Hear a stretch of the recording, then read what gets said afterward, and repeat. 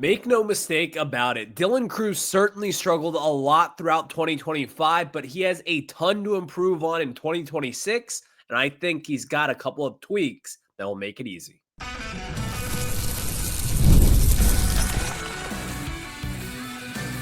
You are Locked On Nationals, your daily Washington Nationals podcast, part of the Locked On Podcast Network, your team every day.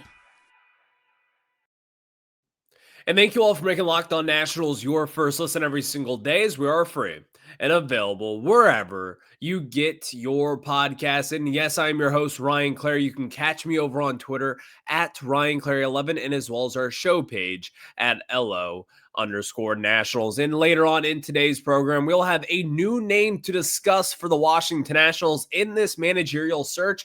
I have yet to mention this name, but I think this is someone who could be a key candidate for the Washington Nationals, who has not been a manager before, but has been a successful bench coach. So stay tuned for that conversation later on in the show today. And in the second segment, getting back into the managerial talk, I've got some traits that I have to have with the new Nationals manager, and I want to hear about yours as well. So stay tuned for that segment later on in the show today. But let's talk about Dylan Cruz's 2025 season and what really he has to improve on entering 2026 and beyond. But today's episode is brought to you by Game Time. So download the Game Time app, create an account, and use code LOCKEDONMLB for $20 off your first purchase. I think it's easy to say and look at Dylan Cruz's rookie season and say, yeah, this was not a very good one. This is someone who had rookie of the year expectations. This is someone who we thought would be in the middle of this lineup each and every single day.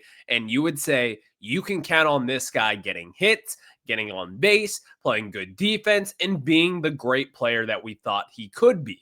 But this season was slightly disappointing, you could say, at least offensively speaking. Defensively is a completely different story. But let's talk about offensively and where he needs to improve.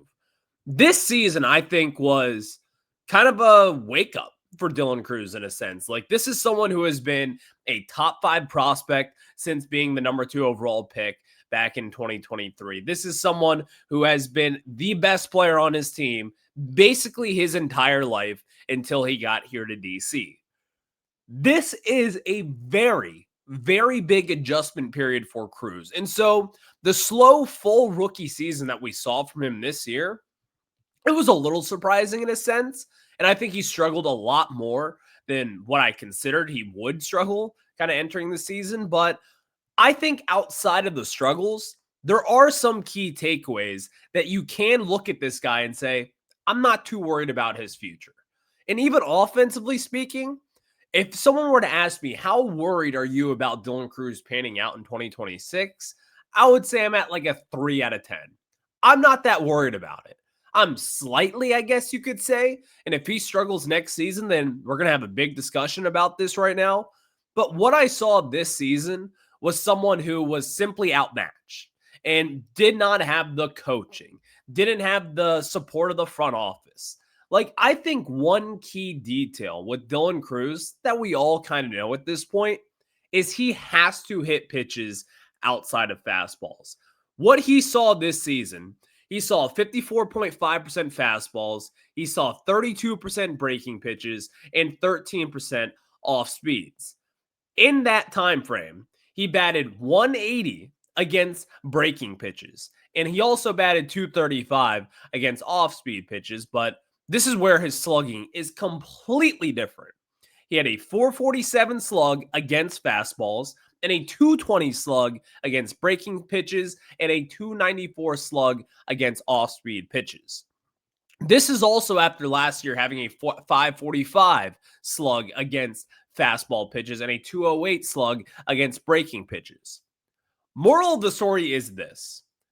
Cruz is going to have to figure out how to hit breaking pitches. Right now, baseball is too good when it comes to pitching.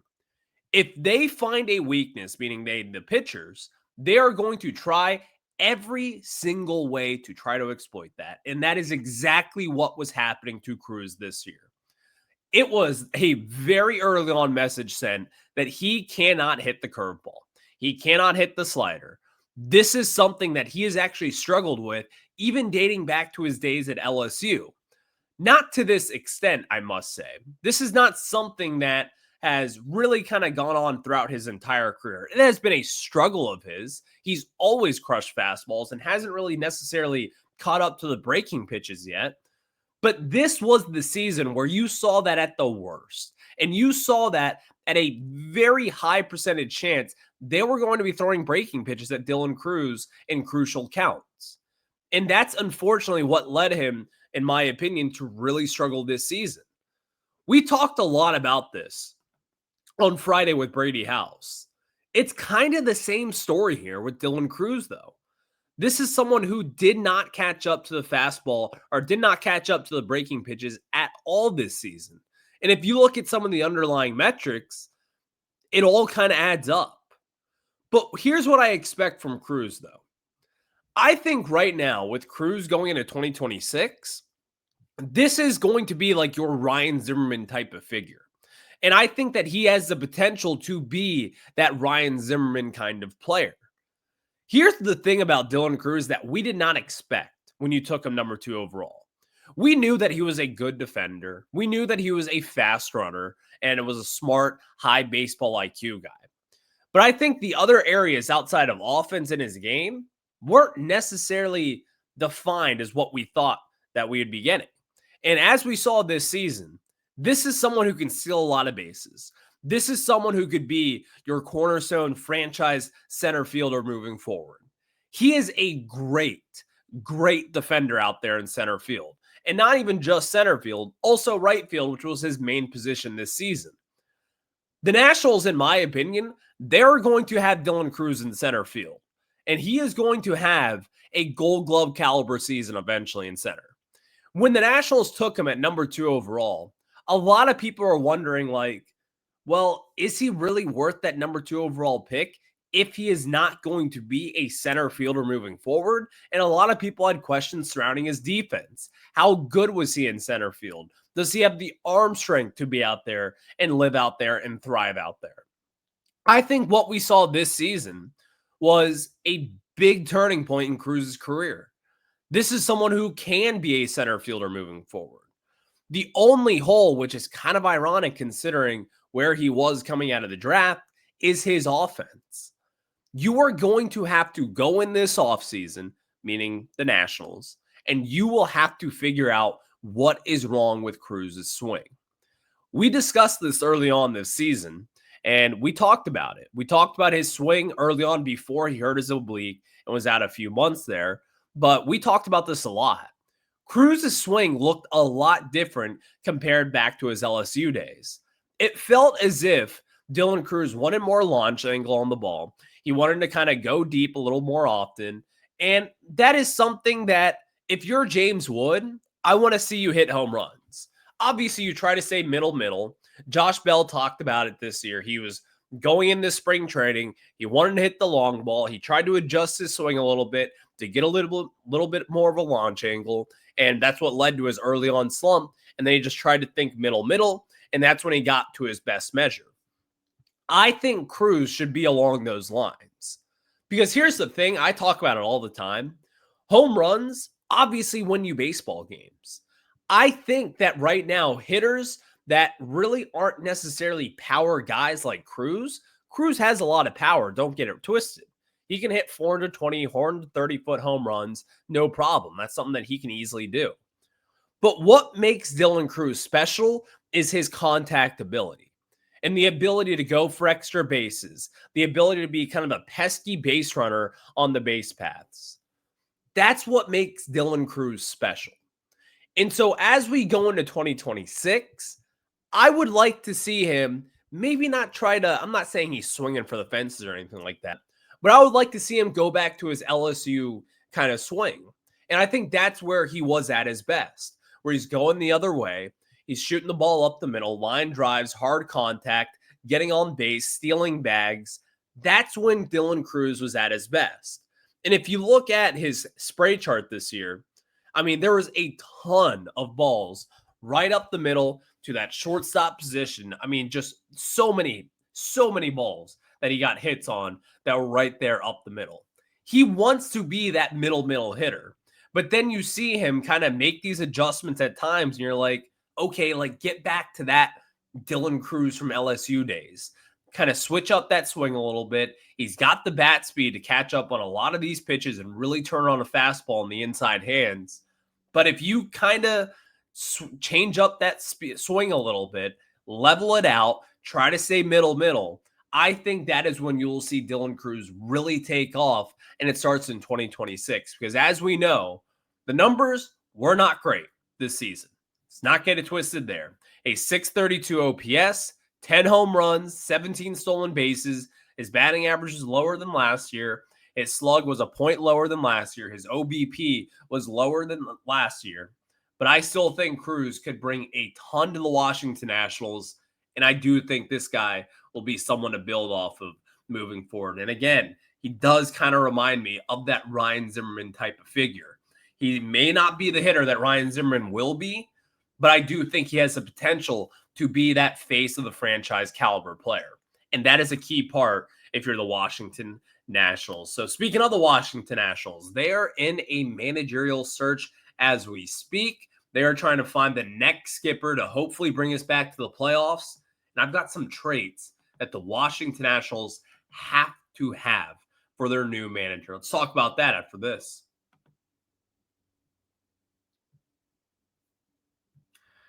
There's nothing like catching a baseball game live. The energy, the crowd, the chance to see your team in person, but actually getting tickets, that's the tough part. Queues, login screens, surprise fees, it takes all the fun out of it. And that is why I use Game Time, the app that gives the advantage back to fans. Game Time is fast, easy, and backed by the Game Time guarantee. You'll always get 100% authentic tickets delivered on time and at the best price. Plus, all fees are included, so the price you see is the price that you pay. The app is made super simple, and I can even see the exact view from my seat before buying. And of course, one of the best features is fees are included. Know your total upfront with no surprise fees at checkout. And I love their zone deals as well. So you can pick the section and Game Time picks the seats and you save big. So download the Game Time app, create an account, and use code LOCKEDONMLB for $20 off your first purchase. Terms apply. Again, that's promo code LOCKEDONMLB for $20 off. Swipe, tap, ticket, go. Download Game Time today. And thank you all for making Locked On Nationals your first listen. Later on in the show today, I have got a name to look out for the Washington Nationals managerial search. Don't miss out on that one. So if I'm the Washington Nationals at this point, the number one trait that I think someone has to have for the Washington Nationals managerial position is being young. You might think of that and you're like, why? Why not have an experienced guy who has been here before, who has won a World Series, who has been the skipper of a major league team that has had success in playoff baseball? I don't necessarily want that. I think what the Nationals need right now is someone who is hungry. I think back to when the Yankees hired Aaron Boone to be their manager. He is like their Energizer Bunny. And even dating back to when the Nationals hired Davey Martinez in 2018, when he was that fiery young manager, willing to get into an umpire's face, willing to go out there and fight for his guys, and willing to do that ballsy move to get in a certain player in a different lineup and all things of that nature there. I think the Nationals need someone similar to that.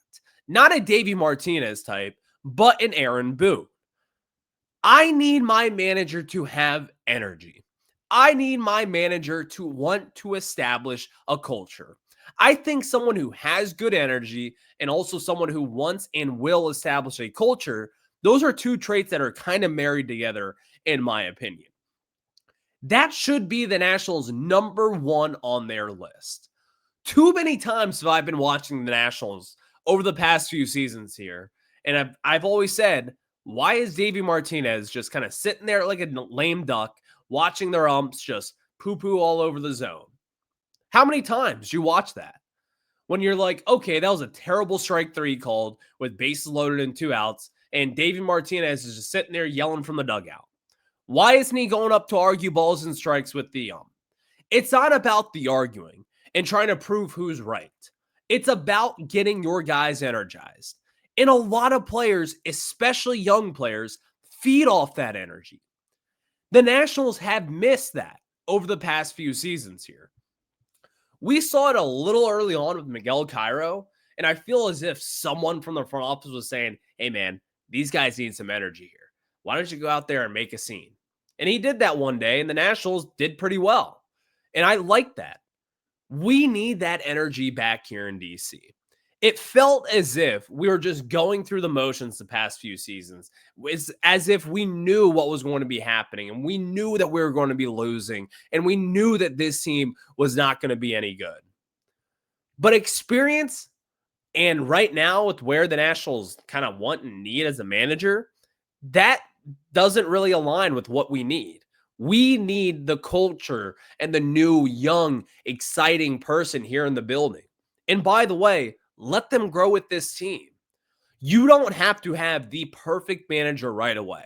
Because let's be honest, at least as of right now, as of October 20th in 2025, you or I do not expect the Nationals to be in the playoffs in 2026. Let's be honest there.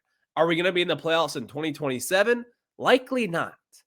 So if you hire that new manager, maybe they'll grow with this team. And maybe this is someone who might help lead the Nationals into the playoffs. And maybe they will find a way to kind of squeak their way into October baseball next season. That could certainly be in the cards if you do find that right guy. But right now, I am patient enough to not have that right now. Let's get this answer. Let's go hire Bruce Bochy. Let's go hire, name that manager who has done it across baseball before. Let's go get Bud Black, whatever it is. That's kind of where I am with the Nationals. I'm willing to be patient and let a new manager grow here. We have seen it time and time again. If you have that young, exciting manager, it just brings that aura to a team that, quite frankly, we have been missing here in DC forever, really since 2019. That's when we last had it.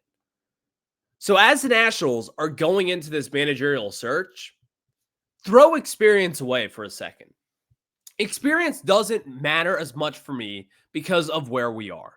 This is not a team that needs an established major league manager that has been here and that has kind of gone away with the old school tricks. We don't need that at this point. This is not a team that is ready to win now. I am looking for my Skip Schumacher, who I cannot believe the Marlins let go, by the way, still to this day. But I want that kind of manager to grow with this team and kind of have them go into the postseason together, learn on the fly. There's going to be a lot of learning moments for the manager. There's going to be a lot of learning moments for the Washington Nationals. But right now, what really is most important about hiring a manager is who does he bring in as his assistant coaches. That's what honestly means more than that managerial position. What I look for in a manager is someone who can build a culture, number one, and number two, just make the right bullpen pieces. And also, hopefully be able to coach them up and relay analytics and just simply coach up your players. But as we know right now, and Paul Taboni has made it very well known, he wants a good, solid coaching staff that can build up their players. That is also something that, quite frankly, the Nationals have lacked. You don't want to have your manager come in here and just hire your buddies and kind of fill that room with a lot of yes men. I'm not calling them yes men, but that's kind of what they felt like from the outside looking in. And I think that the Nationals need to prioritize, number one, bringing that youth manager in, and then number two, filling out that roles around him, bringing in the right hitting coach, bringing in the right pitching coach, bringing in the right data analytics guy to sit in the clubhouse and be that kind of guy for them moving forward. That is where the Nationals should be. And I do think they will get to that point. It's just a matter of if, not when at this point. So we'll see who the Nationals close in on, but you know who I want. I want Mark DeRosa. I think Mark DeRosa would be my manager hire moving forward, but there's also another name. to keep an eye on that might be a little more realistic. We'll talk about that after this.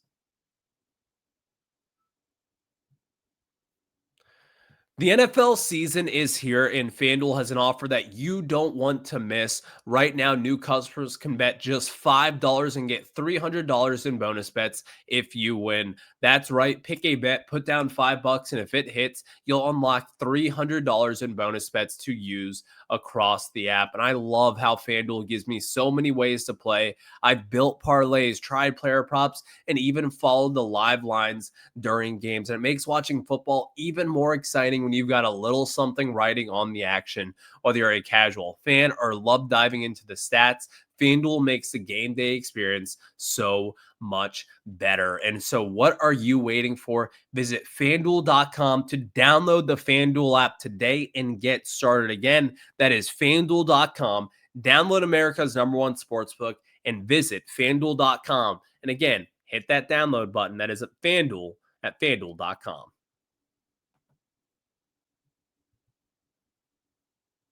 I've got a name that I think a lot of Nationals fans will recognize. I think a lot of Nationals fans will be very open to this idea.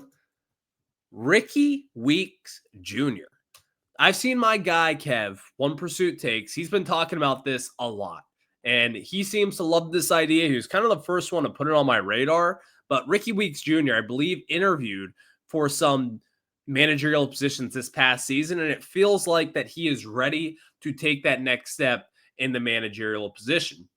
This is someone who spent 11 years playing in Milwaukee. He was an all-star back in 2011, a really good player, a very solid hitter, really good second baseman, one of my favorite players back in the day. So that'd be kind of cool. But the 43-year-old Rickie Weeks Jr. is now the bench coach for the Milwaukee Brewers. And obviously, I don't need to really go into it, but Rickie Weeks was hired back in 2023 to be a part of Pat Murphy's staff.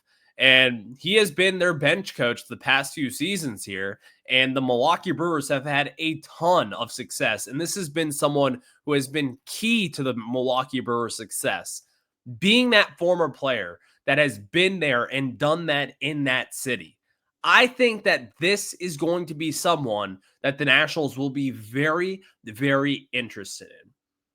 We have talked about just kind of finding that perfect blend of someone who knows and understands the data, but also has the ability to kind of relate to players and also relay that information of data and analytics to those players in a very kind way. Rickie Weeks might be that perfect hire.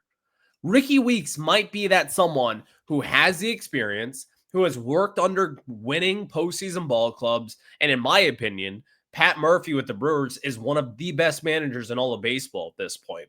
Working under Pat Murphy, similar to what Davey Martinez did with Joe Maddon. I kind of like that match, and I think this could be a match made in heaven for the Nationals if you were to go outside my Mark DeRosa hire. I love this Rickie Weeks Jr. idea. And I do think that the Nationals will be very, very interested in what could be happening moving forward. Now, there is going to be a lot of different things that will have to happen. Number one, he's going to want to come here. I think he will be a very, very popular name in this cycle, and maybe he even decides to stay in Milwaukee. I mean, this is someone who played there for 11 years, was drafted by them, was bred by them. He's joined their staff and was a first-round pick, second overall back in the day by the Brewers. He's a Milwaukee guy. Like, maybe he doesn't want to come to DC, and maybe he doesn't want to go through a rebuild process.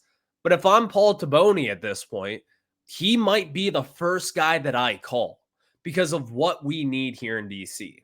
And also, by the way, he does bring some fire. He was ejected, actually, from a game earlier this season, actually back in the 7th inning of March 31st. So I think that's kind of funny that he was ejected early on in the 7th inning. But this is someone who kind of has that ideal fit for the Nationals. He blends in analytics with the thought of having a former player background. That's a big deal for the Nationals. And I would not be surprised if that is who they end up with at the managerial position. So stay tuned for that. Maybe the Nationals will hire him in the coming weeks, but we'll have much more in the Nationals managerial position and what the Nationals could be leaning towards as far as their GM job. Will they fill it? Will they not? That's something that we'll discuss on tomorrow's show. So stay tuned right here on Locked On Nationals. But until then, have a good one. Go Nats.